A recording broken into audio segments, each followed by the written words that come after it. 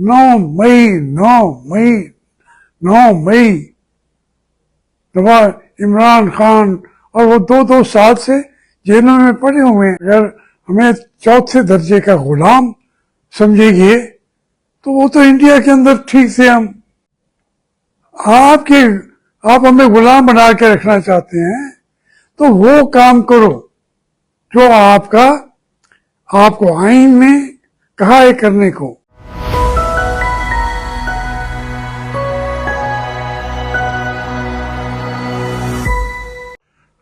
बिस्मिल्लाहिर्रहमानिर्रहीम। मेरे बच्चों, मेरे दानिशवराने कौम, अस्सलाम वालेकुम। आज 9 मई है, 9 मई, और पूरी कौम एलानिया ये अहद कर रही है कि वो अपनी वतन के दिफा के लिए अपनी अफवाज पाकिस्तान के साथ कंधे से कंधा मिला के खड़ी है। किसी को कोई गिला नहीं, किसी को कोई शिकवा नहीं, क्योंकि मुकाबला इंडिया से है और ये मुल्क जब बना था, ये सोच के बना था कि इंडिया में दूसरे दर्जे का शहरी बना लेगा। कायदे आज़म ने और दूसरे भी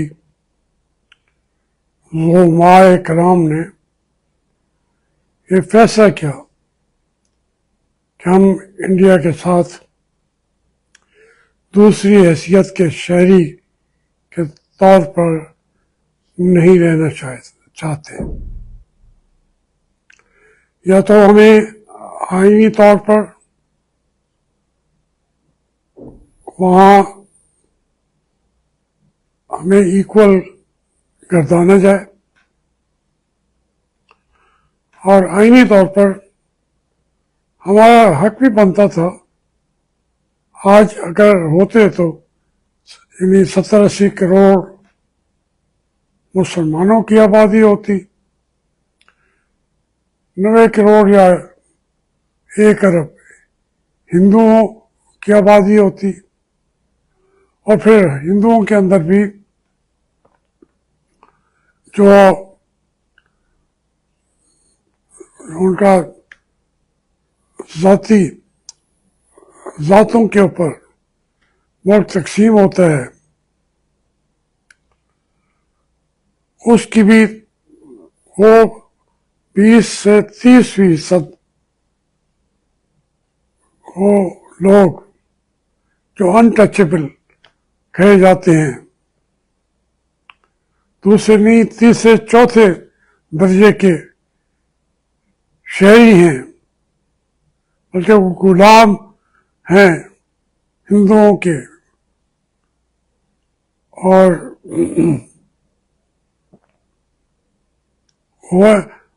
वो उनको कोई हक ही हासिल नहीं है। तो इस तरीके से वो हमारे साथ होते तो हिंदुस्तान पर फिर हम नंबर 1 के शहरी होते। तो मुसलमान जो ये डिमांड कर रहे थे कि हम इंडिया के साथ रहें, उनकी गलत डिमांड नहीं थी, लेकिन उन्हें ये सोचना चाहिए था ये फैसला नहीं होने जा रहा। हिंदुओं ने सबको गिन के एक हिंदू का नाम इस्तेमाल करना है। सिख का नाम भी हिंदू के खाने में लिखा जाता था, और जो अनटचेबल थे हिंदू ब्राह्मण, उनको भी हिंदू के खानों में लिखते थे मुकम्मल, और अंग्रेज उनको ये उनका ये हक तस्लीम कर लेता था। तो कायदे आज़म ने उन लोगों ने कहा कि भाई हमें जो मिलता है वो मिल लो, वो ले लो, वरना गुलामी की जिंदगी के बाद आईनी तौर पर तुम दूसरे दर्जे के शहरी भी नहीं होगे। तो इंडिया ने आज वो आज यही कर रहा है। जो पाकिस्तान, जो वहां से मुसलमान हैं, उनकी हैसियत क्या है? कश्मीर का इवन देख लें, हम आजाद हैं, हमारा अपना मुल्क है, उसको जो थोड़ी सी कोई आंच भी आए तो हम अपनी फौज के साथ खड़े हो जाते हैं, अपना दुख भूल जाते हैं। यही बात मैं बार बार कहता था हमारी एस्टेब्लिशमेंट को कि आपने 2 साल गुजार दिए। 9 मई इमरान खान, और वो 2 साल से जेलों में पड़े हुए हैं। शाह महमूद हो या वो सारे, यास्मीन राशिद हो या महमूद रशीद हो या एजाजुल चौधरी एजाज भी, सारे के सारे पूरे मुल्क के अंदर उनकी जिंदगियां आपने तबाह कर दी हैं कि 9 मई, इन्होंने जी 9 मई कर दिया। हमारे कमांडर इन चीफ के घर की दीवारों को हाथ क्यों लगा दिया, जुलूस क्यों निकाल दिया, नारा क्यों लगा दिया। और आज 9 मई उस एंगल से याद भी है। हमारे अभी डीजी भी आज और कल वही छाए हुए हैं। कोई याद है जी कि ये हमारे यहाँ बगावत हो गई थी? देखिए, कभी सोचा करें हमारी एस्टेब्लिशमेंट को भी। बात तो लोग कर देते हैं। अपनी हैसियत में के अंदर आ जाओ, वापस तुम्हारा ये इज्जत और एहतराम एक लम्हे के अंदर बहाल हो जाएगा, बढ़ जाएगा, और हम सारे आपको सल्यूट भी करेंगे, अपना खून भी देंगे, अपने बच्चों को ला के वहां बॉर्डर पे भी जाके खड़े होंगे और कुछ नहीं कर सकेंगे। मैं पानी किसी जो पाकिस्तान की जंग लड़ रहे हैं उनको पानी पिला के भी उसके अंदर भी समझूंगा कि शायद ये मेरी आखिरत को बेहतर बना दे। आपका जो मकाम है उसके अंदर क्यों नहीं रहना चाहते? अब 9 मई करो ना, आज 9 मई। अब तो बातें चल रही हैं कि इमरान खान को कल छोड़ दिया जाएगा हाई कोर्ट के अंदर से, और इम्कानात। अब ये तस्वीर दिखा रहे हैं आप कौम की। کتنے لوگ پڑے ہیں ان کے جیلوں میں، اندازہ کریں. تو اس طریقے سے آپ اگر ہمیں چوتھے درجے کا غلام سمجھیں گے تو وہ تو انڈیا کے اندر ٹھیک تھے ہم. آپ ہمیں غلام بنا کے رکھنا چاہتے ہیں تو وہ کام کرو جو آپ کو آئین نے کہا ہے کرنے کو. اب وہ کہاں ہے آپ کا 9 مئی تم میاں والی اور یہ ہو گیا، اور لاہور میں یہ ہو گیا، جی ایچ کے اوپر یہ ہو گیا. آج وہ جھوٹ بولتے ہیں انڈیا کا، ریئلی ایسے باتیں وہ کر رہے ہیں کہ ان کا اس وقت پروپیگنڈا ہے جھوٹ کا. وہ تو سمجھتے پاکستان انہوں نے فتح کر لیا، یہ سارے ہمارے غلام بن گئے ہیں. وہ تو آپ کی جی ایچ کیو کی کیا عزت کریں گے؟ وہ ہماری مسجدوں کو جس طریقے سے اڑا رہے ہیں. عوام وہ اسدالدین اویسی جو ہے وہ بکواس کر رہا ہے، قائد اعظم کو گالیاں دے رہا ہے. ادھر آپ ہمیں گالیاں دلاتے ہیں، ماں بہن کی گالیاں دلاتے ہیں. آپ کو شرم ہی نہیں آتی؟ بے شرم لوگ ہیں. لیکن آج ہم آپ پہ شرموں کو آپ کے پاکستان کے جھنڈے کے سے بھی بڑھ کے آپ کے جھنڈے کے نیچے کھڑے ہو کے جنگ لڑنے کو تیار ہے. ہماری تو میں پڑھ رہا تھا کمنٹس میں نے برصغیر کا ایک بیک گراؤنڈ کہہ دیا تھا، جیسے ابھی کہہ رہا ہوں کہ احمد شاہ ابدالی جو ہے وہ ملتان میں پیدا ہوا. ملتان کے اندر بھی ایک جھونپڑے پہ وہ یہ پٹھان آ کے ایک جھونپڑے میں رہتے تھے اس وقت،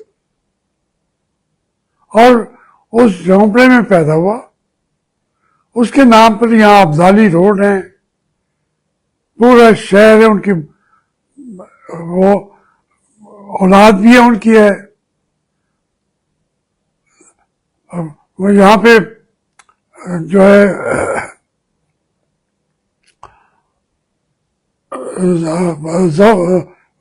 مظفر خان ستوسی،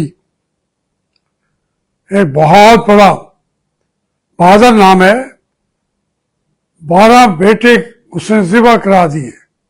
اس کی بیٹی حافظہ قرآن تھی، وہ بھی میدان میں گئی سکھوں کے خلاف. تو اب ہم اس کی وہ اولادوں یہاں تھی، رہتی تھی. وہ حالات میں جس کو میری کمنٹ کرنے والے نے کہا بھئی حالات میں ایک جرگہ بلایا گیا تھا. اب مجھے بتانی پڑ جائے گی تفصیل، مختصراً بتاتا ہوں کہ اس جرگے کے اندر سارے یہاں کے افغان اکٹھے ہوئے تھے، اور اس جرگے میں ان کا جو مرشد تھا، پیر تھا، وہ بھی آیا. اس نے کہا جرگہ بلاؤ. تو اس نے کہا کہ آپ اکٹھے ہو جائیں. تو انہوں نے کہا جی ہمارا سردار کون ہوگا؟ تو مرشد نے ایک 12 سال کے بچے کو ہرات کا قصہ آپ کو سناتا ہوں. اس کو بلایا، کھیت سے گندم کا خوشہ نکالا اور وہ اس کی پگڑی کے اندر باندھ دیا، اور کہا کہ یہ اس کے سرداری کا نشان ہے، اس کے نیچے جمع ہو جاؤ سارے. وہ گڈریا जिसे बाद में अहमद शाह गडरिया भी कहते हैं।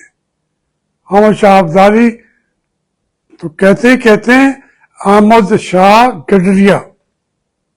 हमने तारीख में ये भी पढ़ा हुआ है। मैं फिर तफसील में इसकी जरूरत नहीं है इस वक्त। मैं ये कहता हूं कि ये पूरा जो इलाका है हिंदुस्तान का, वो हिंदू जंग लड़ने वाली कौम नहीं है, साजिशी कौम है। जो मुसलमान लोग आए थे ये सारे फाइटर थे, ये कौमें, अगरचे वो भी हिंदुस्तान का हिस्सा था, अफगानिस्तान। मैं ये अर्ज कर रहा हूं कि हमारी एस्टेब्लिशमेंट को आज ये समझ जाना चाहिए। हम उनको देख रहे हैं